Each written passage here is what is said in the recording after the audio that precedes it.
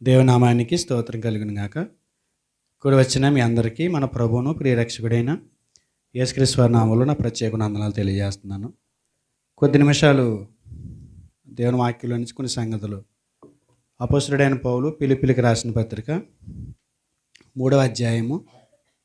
అపోస్తలుడైన పౌలు ఫిలిప్పీయులకు రాసిన పత్రిక 3వ అధ్యాయం 14వ వచనాన్ని చదువుకుని మనం దేవుని వాక్యాన్ని ధ్యానం చేసుకుందాం. క్రీస్తు యేసునందు దేవుని ఉన్నతమైన పిలుపునకు కలుగు బహుమానం పొందవలనని గురి వద్దకే పరిగెత్తుచున్నాను. అపోస్తలుడైన పౌలు చెబుతున్న మాట. గత శుక్రవారం కొన్ని సంగతులు దీని మీద ఆలోచించాం. మనం వెనకున్నవి మరచి ముందున్న వాటి కొరకే వేగిరపడచ్చు. గురి వద్దకు పరిగెట్టాలని అంటే వెనకున్నవి మర్చిపోవాలి. అవేంటో గత వారం నేర్చుకున్నాం. అదే శుక్రవారం. నూతన సంవత్సరంలో మనం జయ జీవితం జీవించడానికి అపోస్తలుడైన పౌలు ఈ 14, 13 వచనాల్లో కొన్ని సూత్రాలు చెప్తున్నాడు. 2024లోకి ప్రవేశించాం, 2023 ముగించుకుని. అయితే ఈ నూతన సంవత్సరంలో మనం దేవుడు కోరినట్లుగా జీవించడానికి, జయ జీవితాన్ని కలిగి మనం దేవుని మహిమపరచడానికి కొన్ని సూత్రాలు మనం పాటించవలసి ఉంది. లోకంలో ప్రతిదానికి ఒక ఫార్ములా ఉంటుంది. ప్రతి వ్యాపారంలో, బిజినెస్, ప్రతి దాంట్లో కూడా ఒక లెక్కలు ఉంటాయి. సంవత్సరానికి ఒకసారి అవన్నీ దులిపేసి మళ్ళీ స్టార్ట్ చేస్తారు. అలాగే మన ఆధ్యాత్మిక జీవితంలో కూడా ఒక కొత్త సంవత్సరాన్ని మనం ప్రారంభించేటప్పుడు పాతవన్నీ లెక్కలు చూసుకుని కొత్త వాటి కొరకే మనం సిద్ధపరచుకుంటాం. అలాగే 2024లో మనం కొద్దిగా ప్రక్షాళన చేసుకోవాలి. ప్రక్షాళన అంటే మార్పులు, చేర్పులు అనేవి చేసుకోకపోతే మనం 2024ని 2023లో ముగించినట్లుగానే ముగిస్తాం. లేదనుకుంటే దేవుడు కోరినట్లుగా మనం ముందుకి కొనసాగుతాం. క్రైస్తవులుగా దేవుని పిల్లలైన కొంతమంది గురి వద్దకు పరిగెడుతున్నారో ఎక్కడికి పరిగెడుతున్నారో తెలియదు. కొంతమందికి గురి లేదు, బరి లేదు, దరి లేదు. ఎలా పడితే అలా జీవితాన్ని కొనసాగిస్తున్నారు. క్రమశిక్షణ అంటే ఏమీ లేదు. గతంలో ఒకసారి మీతో మాట్లాడుతూ ఆకలితో ఉన్నటువంటి ఒక సింహం గురించి మీతో మాట్లాడాను నేను. విపరీతమైనటువంటి ఆకలితో ఒక సింహం అడవిలో ఉందంట. ఒక జింక అటుగా వెళ్తుంటే కనపడిందంట. ఆకలితో ఉన్న ఈ సింహం దాన్ని వేటాడడానికి దాని మీద గురి పెట్టింది. పరిగెడుతుంది. మీకు మధ్యలో ఏమొచ్చి దూరినా వాటి జోలికి వెళ్ళదు. దేని మీద అయితే కాన్ఫిడెన్స్ చేస్తుందో వేటాడే జంతువు దాని వైపు పరిగెడుతుంది. ఆ జింక మీదకి ఆకలితో పరిగెడుతున్న సింహం చాలా దూరం పరిగెట్టిన తర్వాత అదేం చేసిందని అంటే మధ్యలో ఒక కుందేలు తగిలేసరికి జింక మీద నుంచి కుందేలు మీదకి మలుచుకుంది. తర్వాత కుందేలు వెనకాల పరిగెడతం మొదలెట్టింది. కొంత దూరం వెళ్ళిన తర్వాత కుందేలు మీద నుంచి ఎలక మీదకి వెళ్ళింది. జింక నుంచి కుందేలు మీదకి, కుందేలు నుంచి ఎలక మీదకి మరలింది. ఒక 4 అడుగులు వేసేసరికి అది కొలుగులు దూరేసింది. దాని బెజ్జంలో దూరేసింది. ఆకలితో అప్పటికే అలమటించున్న సింహం మరింత నీరసానికి గురై సావు బతుకుల మధ్య పడుందన్నమాట. ఏమీ దొరకలేదు దానికి. ఎందుకు దొరకలేదు అంటారు? గురి సరిగా లేదు. ఒకదాని మీద గురి పెట్టుకుంటే అది ఖచ్చితంగా సాధిస్తుంది. ఎవరైనా ఒక గురి అనేది ఉందనుకోండి, దాన్ని చేరుకునే వరకు ఎంత కష్టం వచ్చినా ముందుకు వెళ్తాం. గురి మారిపోయిందంటే మనం ఏం సాధించలేం. 2024లో మనం ఏదైనా సాధించాలి అని అంటే అపోస్తలుడైన పౌలు గురి వద్దకే నేను పరిగెడుతున్నాను. ఎందుకనంటే క్రీస్తునందు దేవుడు ఉన్నతమైన పిలుపుతో నన్ను పిలుచుకున్నాడు. ఎందుకు పిలుచుకున్నాడు అని అంటే ఒక బహుమానం ఇవ్వటానికైనా పిలుచుకున్నాడు. అంటే ఆ బహుమానం ఏంటి? పరలోకంలో యేసుక్రీస్తు వారితోటి, తండ్రి అయిన దేవుడితోటి, పరిశుద్ధాత్ముడితోటి, భక్తులైన పాత నిబంధన విశ్వాస వీరులతోటి కూర్చుని ఆనందించాలి అనేది ఒక గురి ఆయనకి. ఆ గురిని పెట్టుకుని ఆయన పరిగెడుతున్నాడు. పరిగెట్టేటప్పుడు ఆయన ఒక మాట చెప్పాడు కదా, 13వ వచనంలో ఏమంటున్నాడు? సహోదరులారా, నేను ఇదివరకే నేను ఇదివరకే పట్టుకొని ఉన్నానని తలంచు కొనను. చూద్దాము. ఆయన ఒక సూత్రం చెప్తున్నాడు. ఆ సూత్రం ఏంటంటే, నేను ఇదివరకే పట్టుకొని ఉన్నానని తలంచుకొనను, సాధించేశాను అని నేను అనుకోవట్లేదు అంటున్నాడు. ఎవరు? అపొస్తలుడైన పౌలు. అపొస్తలుడైన పౌలు చెప్తున్న ఈ 14 వచనంలో గురి వద్దకి పరిగెట్టాలి అని చెబుతున్న సంగతిలో 7 సూత్రాల్లో ఒక మొదటి సూత్రం ఏంటంటే, మనం గురి వద్దకు పరిగెట్టాలని అంటే 2024లో దేవుడు కోరినట్లుగా మనం బ్రతకాలని అంటే మొట్టమొదటిగా మనం చేయాల్సింది పౌలు గారు చెప్తున్నాడు ఏంటనంటే, కాదు, ఆధ్యాత్మిక జీవితంలో సంతృప్తి చెందట్లేదంట ఆయన. తృప్తి లేదంట ఆయనకి. అదే కదా అన్నాడు అక్కడ, నేను ఇదివరకే పట్టుకొని ఉన్నానని తలంచు కొనను. ఆయన ఏం చెప్తున్నాడు? తన ఆధ్యాత్మిక జీవితంలో సంతృప్తి లేదంట ఆయనకి. ఏమి లేదు? సంతృప్తి లేదు ఆధ్యాత్మిక జీవితంలో. భౌతికమైన జీవితంలో సంతృప్తి లేదంటే అదో రీజన్ ఉంటుంది దానికి. అది భౌతికంగా పని తృప్తి లేదంటే అది వేరు. చాలామందికి తృప్తి ఉండదు. ఏముండదు? తృప్తి ఉండదు. ఏ విషయాల్లో? షర్ట్ కొనుక్కున్నాం, ఇది కావాలనుకున్నాం, తొడుక్కున్న తర్వాత ఏంట్రా ఒకవేళ కుట్టాడా, ఇంకో కలర్ అయితే బాగున్నాము. ఏం లేదు, తృప్తితోటి దీన్ని కొనుక్కున్నాం ఆశపడి, కానీ అవ్వట్లేదు, సాటిస్ఫాక్షన్ లేదు, తృప్తి లేదు. ఆధ్యాత్మిక విషయాల పట్ల మాత్రం కాదు ఇది. భౌతిక సంబంధమైన విషయాల్లో ఉద్యోగం వస్తే బాగున్నాం, వచ్చింది, తృప్తి లేదు. ఎందుకని? 25,000 వస్తున్నాయి. ఉద్యోగం వచ్చింది, 25,000 శాలరీ వస్తుంది, తృప్తి లేదు. 50,000 వస్తుంది అనుకున్నాను. 50,000 శాలరీ వచ్చింది, తృప్తి లేదు. హై స్కూల్లో వేస్తాడు అనుకున్నాను. అవునా కదా? మనిషికి ఏం లేదు, ఎన్ని ఇచ్చినా తృప్తి పడట్లేదు. కానీ పౌలు గారు 4వ అధ్యాయంలో 11వ వచనం చూడండి. నాకు 10వ వచనం కూడా, నన్ను గూర్చి మీరు నాళ్లకు మరలా యోచన సాగితనని ప్రభునందు మిక్కిలి సంతోషించుతిరి.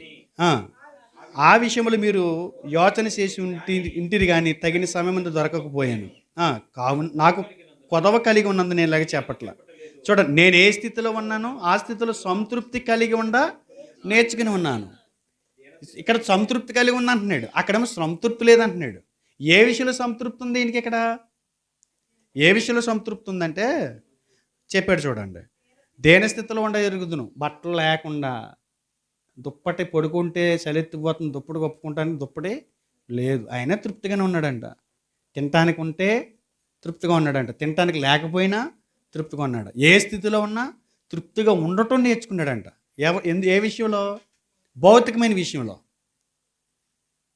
మనం ఈ విషయంలో మాత్రం అసంతృప్తే, ఎప్పుడు అసంతృప్తే.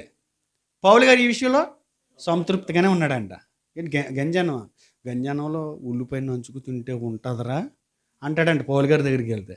మనం గంజన్నమా జారిపోతాయి గుండెకి. ఏం పెట్టారు భోజనాలు ఏంటి? మన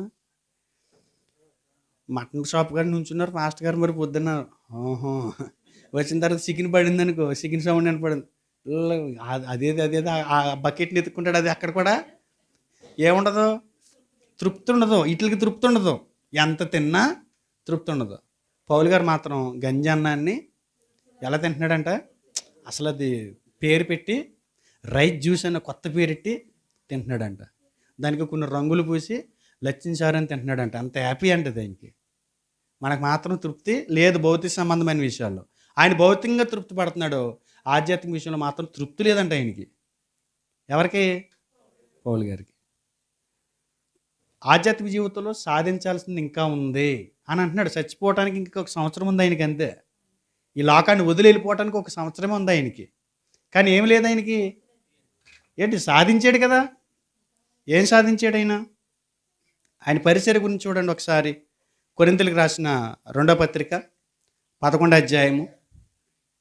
కొరింథీయులకు రాసిన 2వ పత్రిక 11వ అధ్యాయము 11 నుంచి 11వ అధ్యాయము 23 నుంచి 28 వరకు ఆయన పరిచర్యను గురించి రాస్తున్నాడండి. ఆ, వెర్రివాని వలె మాట్లాడుచున్నాను. నేనును మరి ఎక్కువగా క్రీస్తు పరిచారకుడను, మరి విశేషముగా ప్రయాసపడితిని, మరి అనేక పర్యాయములు చెరసాలలో ఉంటిని, అపరిమితముగా దెబ్బలు తింటిని. ఇవన్నీ చదువుకుంటూ వస్తే ఆయన ఆత్మను రక్షించడానికి దేవుడు పిలుచుకున్న పరిచర్య ఏదైతే ఉందో ఆ పరిచర్యలో ఆయన పడినటువంటి కష్టాలు, ప్రయాస, బాధ ఇవన్నీ కనపడుతున్నాయి అందులో. అందులో 28 వచనం చదవండి. 28 వచనం, ఇదియుగాక సంగములను గూర్చిన చింత భారము నాకు దినదినము కలుగుచున్నది. ఆయనకి ఏం పెరిగిపోతుందంట? అంత చేసినా అంత ప్రయాసపడ్డా ఆయన పరిచర్యలో నేను ఇదిగో నా పరుగు తుదముట్టించాను అని చెప్పే క్షణం వరకు కూడా ఆయనకి ఏం లేదు, ఆధ్యాత్మిక జీవితం పట్ల తృప్తి లేదంట. ఏంటి అలా ఉన్నామేంటి మరలే అన్నాం అనుకో, ప్రార్థన అరగంట చేస్తున్నాను, తృప్తి లేదండి, గంట గడుపుదాం అనుకుంటే కుదురుతులేదా అన్నారనుకోండి, ఎంత ఆనందం భవానీకి, అవునా కదా? ఏంటి నరేష్ గట్టిగా సౌండ్ ఎట్టి చదివేస్తున్నాడు అని బాధపడుతుంది. బైబిల్ చదువుతున్నాడు, బైబిల్ చదివితే ఎంత ఆనందించాలి. నేనేమంటానంటే గుడ్డోడి కంటే మెలకొండ నయం కదా, సూపన్న కనపడుతుంది. ఇంకా చదివితే బాగుండు, ఇంకా 5 అధ్యాయాలు చదివితే బాగుండు, ఇంకా ఒక అరగంట నా ప్రార్థన జీవితాన్ని పెంచుకుంటేనయ్యాం. 23లో ఏం చేయలేకపోయాను, 24లో మరింతగా నేను ఇంకా దేవుని కొరకు ఏదైనా చేస్తే బాగుండు. 2024లో చేసింది ఏమీ కాదు. కంపారిజన్ ఎలా ఉంటుంది మనదే?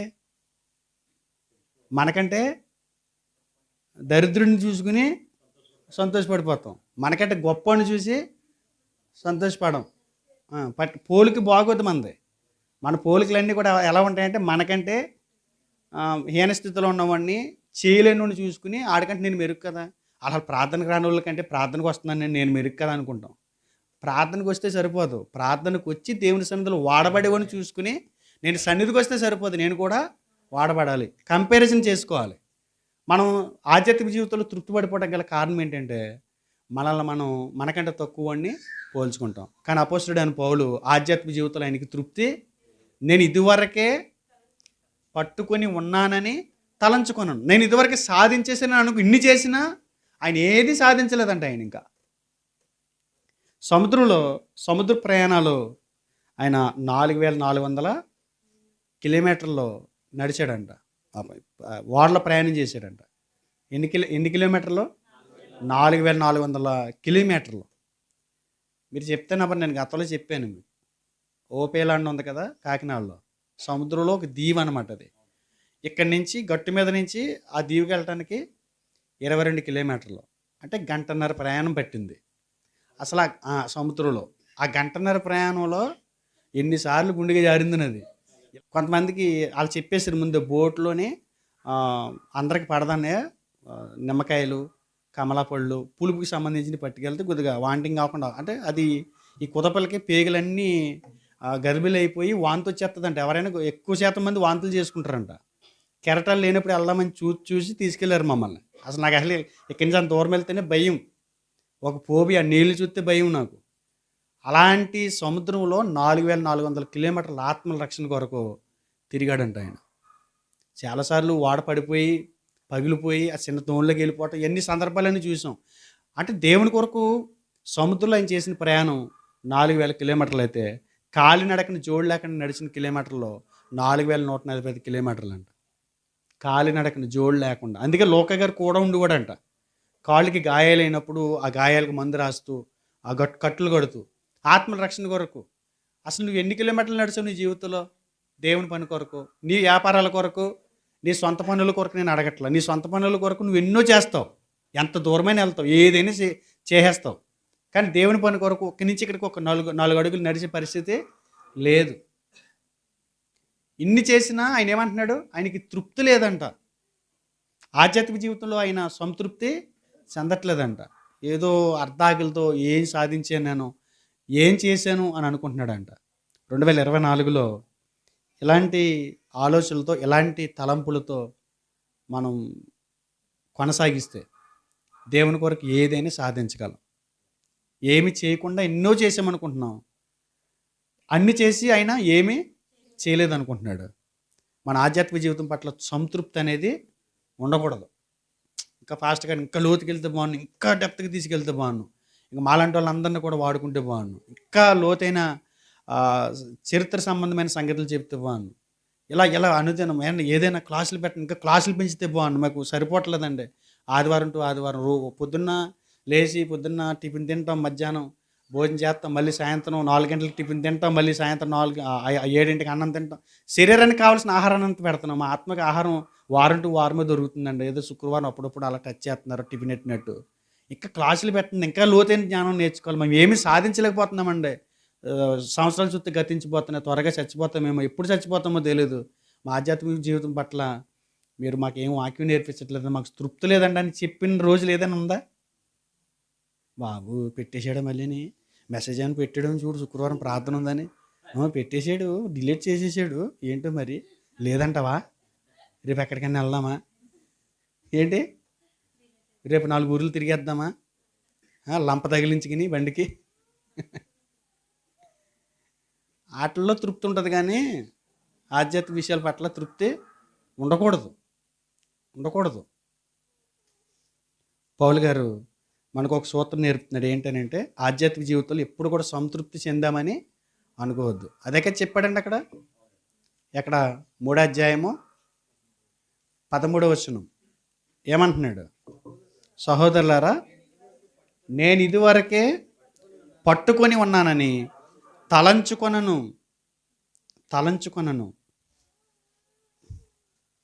12వ వచనం చూడండి.